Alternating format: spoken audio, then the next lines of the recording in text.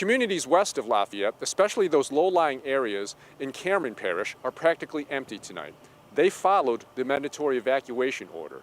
For those that chose to stay, all there is left to do is wait. These are among the last people evacuating Cameron, Louisiana. As Hurricane Laura approaches, Hubrin Doxey showed us some of the storm's early power he captured on his phone. Yeah, they already got an oil rig leaning over. It looks like it's sinking, and then the road's already getting flooded. Where's that? Cameron, downtown Cameron, already. This couple is from Grand Chenier. With warnings of a, quote, unsurvivable storm surge of at least 15 feet, there is no debate in leaving. Oh, all we gotta do is hope. Hope. Hope and pray. Yeah, that's for sure.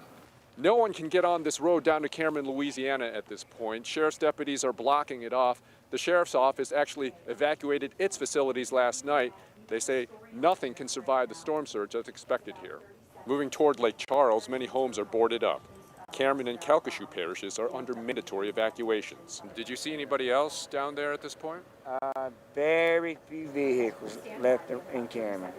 Nobody wants to stay at this point. No. Nobody should stay. I would advise not to. Sweets and Treats has been serving sugary goodness for 20 years in Lake Charles. With Hurricane Laura approaching, Judy and John Poche are securing everything in their store. They packed up the last batches of cookies. They're confident they'll be back. But I'm not scared. We got the windows boarded up at the house. The biggest problem with these type storms is flooding. And historically, this is not a flood zone.